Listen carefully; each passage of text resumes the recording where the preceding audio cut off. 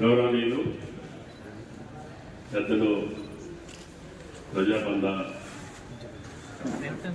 కార్యదర్శి పుత్తూరు రంగారావు గారు, మాజీ శాసనసభ్యులు నా చర్కాల మిత్రులు నర్సయ్య గారు, శేఖర్ గారు, వేదిక మీద ఉన్నటువంటి పార్టీ అనుబంధ సంఘాల పార్టీ ముఖ్యులందరికీ, పెద్దలందరికీ, పత్రికా విలేకరులకి నమస్కారం. సంతోషం. మీ యొక్క పోరాట ఫలితాలు, మీ యొక్క భావజాలం, మీ యొక్క ఆలోచన విధానం గత 40 సంవత్సరాలుగా గమనిస్తున్నటువంటి నేను కూడా అటవీ ప్రాంతంలో పుట్టినటువంటి బిడ్డగా, వాళ్ళ కష్టాలు తెలిసినటువంటి వ్యక్తిగా, ముఖ్యంగా మీ పార్టీ బలంగా ఉన్నటువంటి ప్రాంతాల్లోనే మీరు ఎక్కువ సమయం గడపటమే కాకుండా, మీరు ఎవరి కోసమైతే కష్టపడుతున్నారో, పోరాటం చేస్తున్నారో, ఆ సమస్యల పరిష్కారం కోసం, వాళ్ళ జీవితాలు మెరుగుపడటం కోసం, వాళ్ళు కూడా కొండల్లో కోణంలో ఉంటున్నటువంటి ముఖ్యంగా గిరిజనులు, అదేవిధంగా ఆ ప్రాంత మౌలిక వసతులు కల్పన కోసం పెద్ద ఎత్తున నాకు ఆ భగవంతుడు ఇచ్చిన శక్తి మేరకి ఆ రోజుల్లో బాటన్న, అరుణక్క, ముత్తయ్య, కృష్ణ ప్రజాప్రతినిధి యొక్క సహకారంతో గుండాల ఆడపిల్లే కాకుండా వాజేడు నుంచి విఆర్పురం, చింతూరు దాకా నా అధికార కాలం ఎక్కువ ఆయా ప్రాంతాలకే. ఎందుకంటే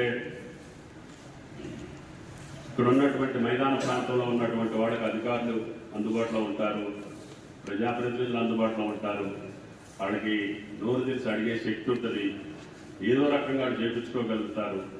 కానీ వాళ్ళకి అడిగేటటువంటి అవకాశం లేదు. వాళ్ళ దగ్గరికి అధికార యంత్రాంగం కానీ ప్రజాప్రతినిధులు వెళ్ళే అవకాశం ఉండదు. కాబట్టి ఎక్కువ నేను అధికారులు నా ప్రాంతానికే తీసుకెళ్ళి వాళ్ళ కష్టాలు చూపించి, వాళ్ళకి ఆ కష్టాలు తొలగేదానికి మౌలికంగా ఏం చేస్తే ఆ ప్రాంతాలకు అవకాశం ఉంటుందో, విద్యా వైద్య సౌకర్యాలతో పాటు వాళ్ళ వ్యవసాయానికి నిమ్మవారు కానీ ఇంకోటి ఉండదా కాదు చెరువులు, భీముని పాలు, వాటి పాపం గిరిజనులు నా దగ్గరికి నడుచుకుంటూ వచ్చే రోజులుండే. అటువంటి నాకు వీలైన కాడికి పరిష్కారం చేశాను. విద్యాపరంగా, వైద్యపరంగా కూడా, ముఖ్యంగా ఆ మండలాలకి వాజోడు కావచ్చు, చింతూరు, విఆర్పురం, కొనవరం, ఆ రోజుల్లో ఉమ్మడి రాష్ట్రంలో ఉన్నటువంటి వాటికి ఎక్కువ సౌకర్యాలు కల్పించి, జిల్లా ఎక్కువ భాగం కొండల్లో, కోణంలో, అటవీ ప్రాంతంలో ఉన్నటువంటి గిరిజన ప్రాంతం కాబట్టి వాటి మేలు కోసమే నేను పనిచేశాను. కాబట్టి నాకు ఆ సంతృప్తి ఉంది. మళ్ళీ మీ అందరి యొక్క సహకారంతో ఈ ప్రభుత్వంలో కూడా నాకు అవకాశం వచ్చింది.